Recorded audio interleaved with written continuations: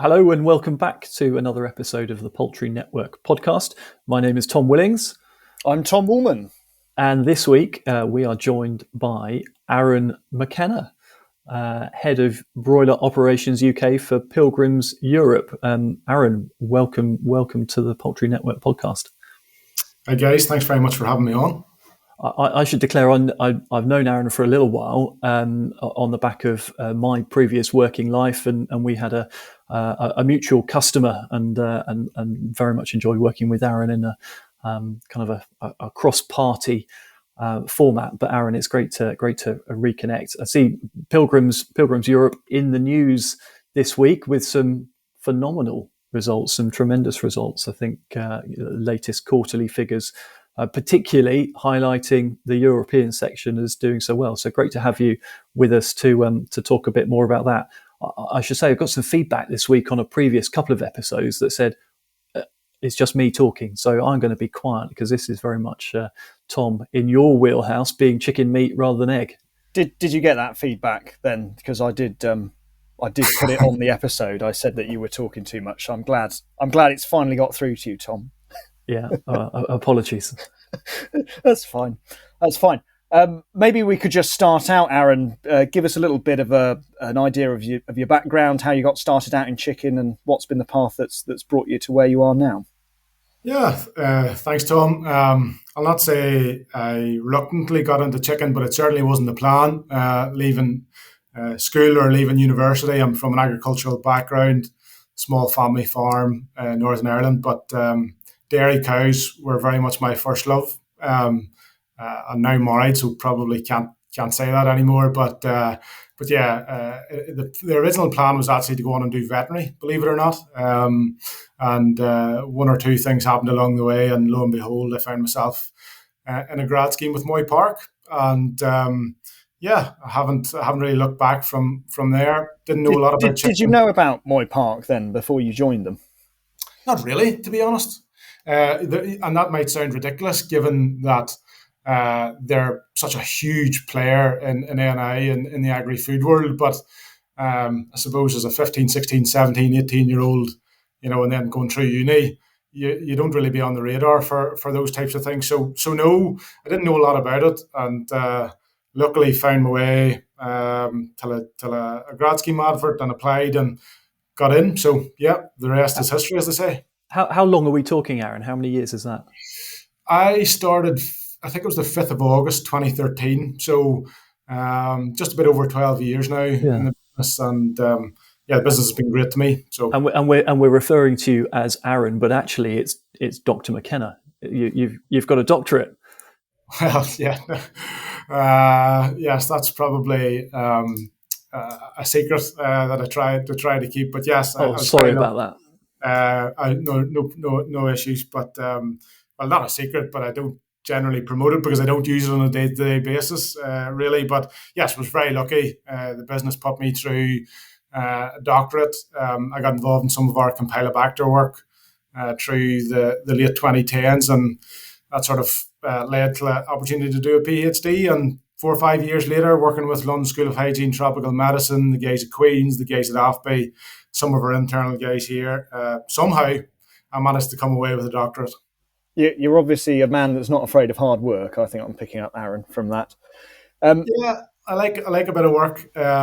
Whenever you grow up on a farm, as probably many of your listeners have or are still on farm, I think it's a great place to grow up, isn't it? Because it instills a bit of hard work. There was no PlayStations or Sega Mega Drives or anything in my house. It was, feeding calves and bedding houses and stuff like that. So yeah, all good fun, but certainly stood to me later in life. Yeah. Maybe you could tell us a little bit about the evolution then that's been taking place over the past 18 months, I suppose, from Moy Park, which has been a huge brand for decades, but is now Pilgrims Europe. Tell us a little bit about what's been happening in the company over the past few months. Yeah, so as you say, Moy Park's been around for a hell of a long time.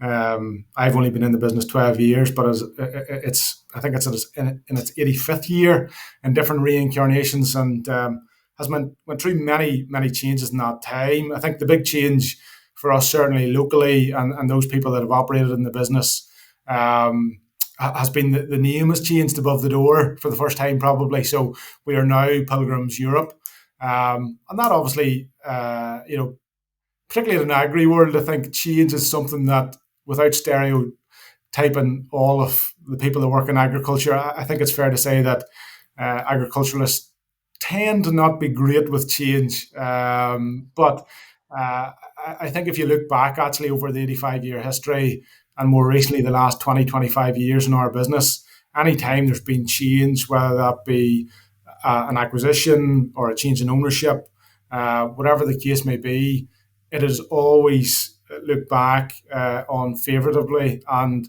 a step on in our rich history. So I think 18 months in, and you've mentioned the results, Tom, that we're seeing financially, it's clear to see that it's certainly working. I think our farmers are starting to get used to it. Certainly everybody internally now, you slowly see the Moy Park gilets and shirts and coats phase out, and you're slowly seeing the Pilgrims Europe gilets and coats and things phase in. So I think everybody's adjusting well, and as I say, the results are backing that up also.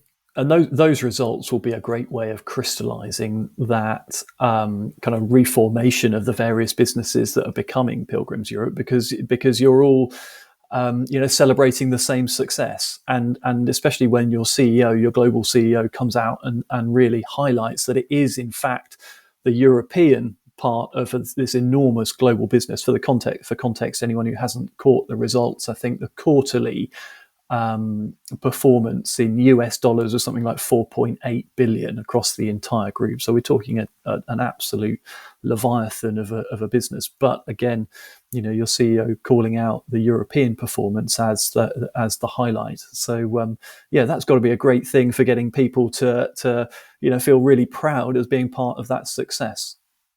Absolutely, that sort of indicates to everybody that it's working, and some of the pain, because there does be pain whenever you take three big businesses that are all in their own right with their own boards and their own structures and their own way of doing things. Whenever you put those together, there does be growing pains, but I think whenever you come through that, you restructure and you start producing the results, which we can clearly see. So obviously, you mentioned the results that come out this week. The Pilgrims Europe results would have come out in the last couple of weeks or earlier in the month or late September. You can clearly see that it's all been worth it. That pain's been worth it, and we're starting to deliver. And that's certainly what it feels like in the business as well, which is great. And what's it like going from being a chicken business, as Moy Park is now, to a business which covers various other proteins? I suppose you've got pork, haven't you? And you've got lamb. I always remember when I worked for Fessenda and we were doing chicken and turkey and duck, there was something that was quite exciting about having a business where you'd be rubbing shoulders with people that were doing agriculture and doing farming, but actually doing it slightly differently. No, it's great, actually. The day-to-day very much revolves around chicken for me. That's my role. But, we now have a broader team. I obviously report into our agri director, Fabio Brancher, and his team is cross-functional. So there'll be an equivalent to me in the pig team, and it's great to learn from those guys. Our monthly meetings are much more rich in conversation. There's a bit more challenge. It's not just the chicken guys sitting in the corner patting themselves in the back saying how good a job we're doing, or vice versa. We have somebody across the room with a slightly different view or a different take. And to be honest, I don't think we've probably unlocked all of that yet. So I think there's more to go at there in terms of refining those structures, sharing those learnings slightly better. So hopefully we can continue to do that as the new structures bed in. Mm. And let's just talk a little bit about the chicken market then and what's been going on, because there's been some fairly seismic shifts in terms of stocking density, what that's done in terms of supply and the ability of the market to meet demand. What have you been seeing? How's it been affecting Pilgrims? Because I'm conscious that actually you were running farms at 30 kilos a metre squared for quite a while, haven't you? Well before the rest of the industry were.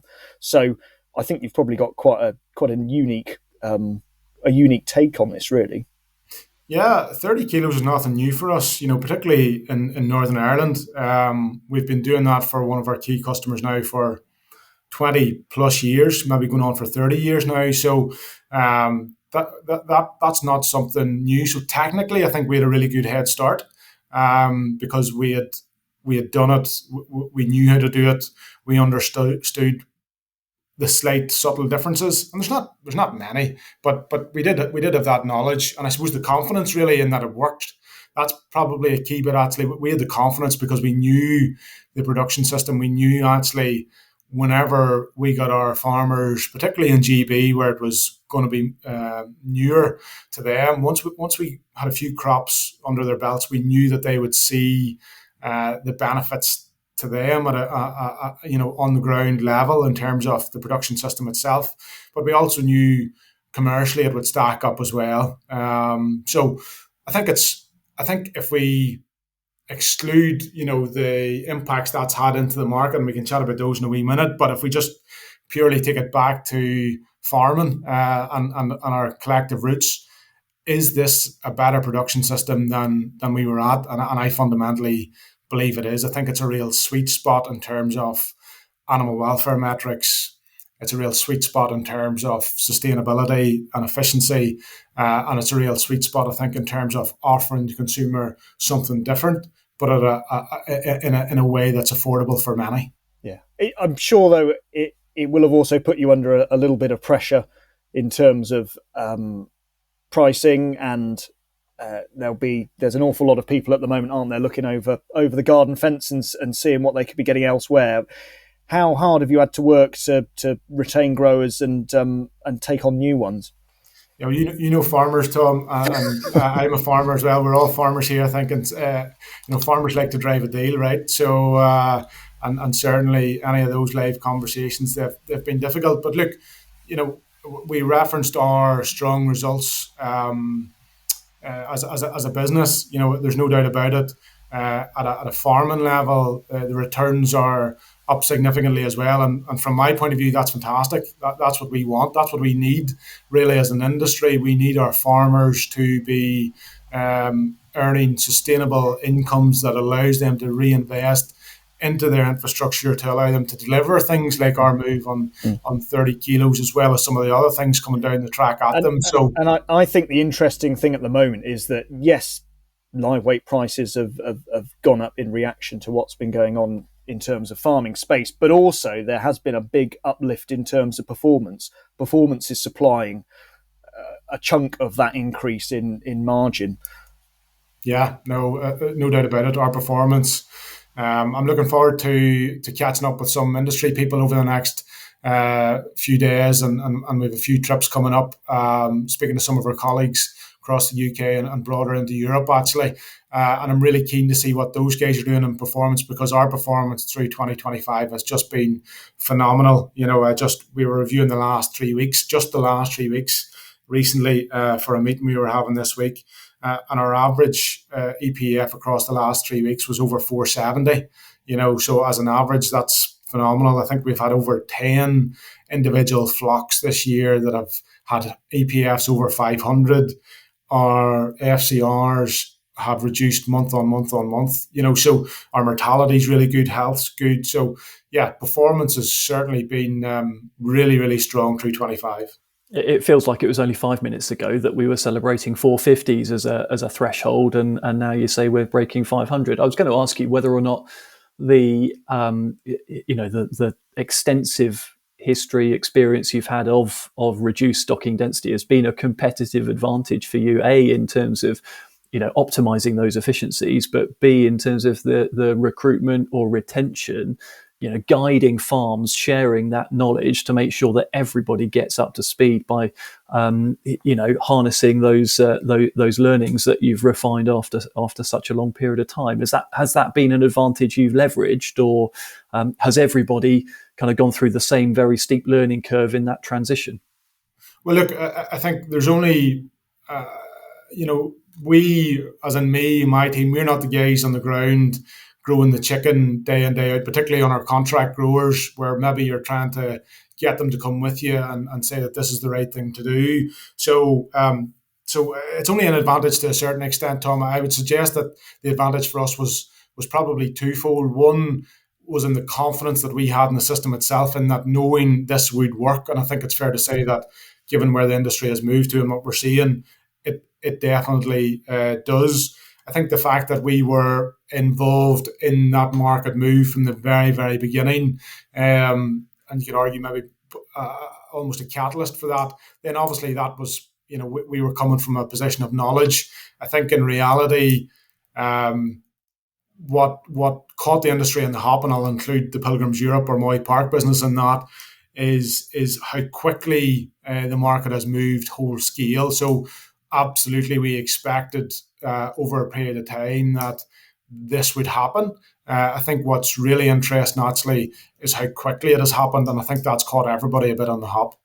And have you got farmers building new sheds? What are you doing to support farmers that want to grow with you? Absolutely, yeah. I was just on farm in England on Tuesday there, actually. One of our contract growers, 2 new poultry sheds, and he was just putting the finishing touches to those chicks. Nothing like chick arrival date to put a bit of pressure on to get a few things finished off. So he was busy finishing those sheds ahead of chick arrival.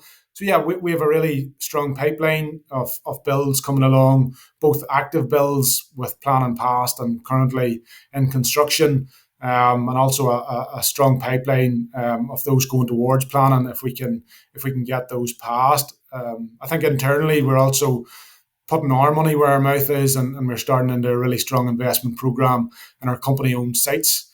So we have just started a redevelopment of our potting farm.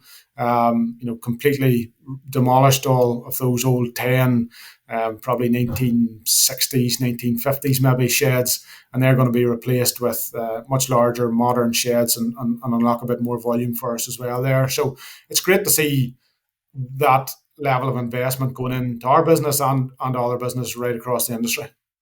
Aaron, can I ask on that point a question around sustainability? Because there's been all sorts of things in press around the environmental effects of the poultry industry. That's not just the meat sector; that's eggs as well. Moy Park previously have been kind of renowned or celebrated as investors in sustainable farming, and I forget the name of the site. You'll remind me, but whether carbon neutrality or low carbon build project that had quite a lot of coverage. And I know there's over in Northern Ireland a biogas plant that you've got all of your manure going into, powering homes. I forget the number of homes, 6,000 homes or something. Are those sorts of things woven into the new investment? And do you see the learnings from that as part of creating a blueprint for sustainable farming into the future? What's your take? Yeah, I think you have to, right? I think some of it actually becomes prerequisites for planning now. If you think of, and you refer to our farm at Beach Farm, where we sort of threw all the kitchen sink of sustainability tech at it with a view to trying to take it off grid. So we have water harvesting there, and I say that's almost becoming a prerequisite in some places to get your planning. We have our solar array and battery storage. We have our heat exchangers. We have our ground source heat pumps. So all that technology is certainly there. I think what we've got to do as an industry now is understand what's our new build spec going to be. Generally going forward, which of those technologies are we bringing with us? And I referenced to being on a farm this week where 2 new sheds are being built. Really neat heat exchangers there. And as we look forward, and maybe RHI not going to be there into the future, heat exchangers I think is going to be really, really key going forward. And that's something, I think the big win for that is that it's retrofittable to a lot of farms. So that's a real win. From our perspective. What about manure? Manure's key as well. And you referenced the work that we are doing and the learnings that we're taking in NI. If you think of NI, if I go back 6, 7, 8 years ago, we were probably controlling 20, 30, 40% of our litter that's produced here in NI across our contract farms. We're now close on probably controlling and directing 80% of that, with 100% of that destined for anaerobic digestion whenever Tully 2 is built. Tully 1, as we know, as you reference, is operational. That takes a hell of a lot of our broiler litter. It's one of the first ever anaerobic plants built that solely runs on poultry litter. So it's a really, really neat solution, provides that circular economy piece for us, generating clean energy, and it does heat a lot of homes, believe it or not, up around Ballymena where it's positioned. And we're moving forward with Tully 2, and that'll then give us the ability and a really clear circular economy piece where it can take all of our broiler litter and remove those nutrients from land and turn it into something useful, both in terms of energy generation for the local community, but also then being able to capture nutrients out the back end and prill it into fertilizers, whether that be liquid or in prill form. So really, really neat solutions, and I think that's key for us, and something we've done well as a sector, I think, versus maybe other areas of agriculture where the lack of integration probably limits them from being able to deliver solutions like that. Yeah, the advantage of being a more integrated sector, as you say, is the fact that if you make decisions and you want to move on something, that you can move at speed. So yeah, something that's definitely very topical at the moment. So looking ahead then, Aaron, for the next 12 months, what are you focused on? What does the future hold? Yeah, well, I think we referenced the really good performance that we've had through 2025. And really, I'm looking into 2026, and we have a couple of days planned towards the end of the year, refining our plans as we move into 2026. And for me, it'll be about holding on to that really strong performance. That's first and foremost. I think beyond that, it's how do we as an industry help unlock planning, whether that be in England or Wales or even in NI. We have lots of farmers keen to invest. If we take our historical model here, operating model in Northern Ireland, where you have a mixed farm, it's a smaller farm, a son or a daughter comes home, and either they put up a poultry unit to subsidise the income and help that transition from one generation to the next, or they have done that 10, 15, 20 years ago, and actually their children is now coming home and where another 2 or 3 or 4 poultry houses would be added to that farm business.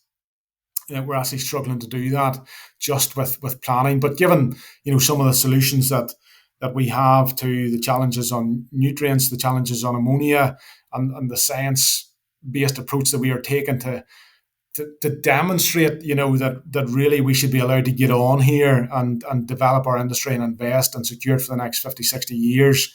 It's unfortunate we're being challenged around that. So for me, that's a key priority. One, maintaining the performance as it is, and 2, then how do we unlock further investment in our sector? How do we continue to grow to meet the demand that is 5 or 6% year on year now?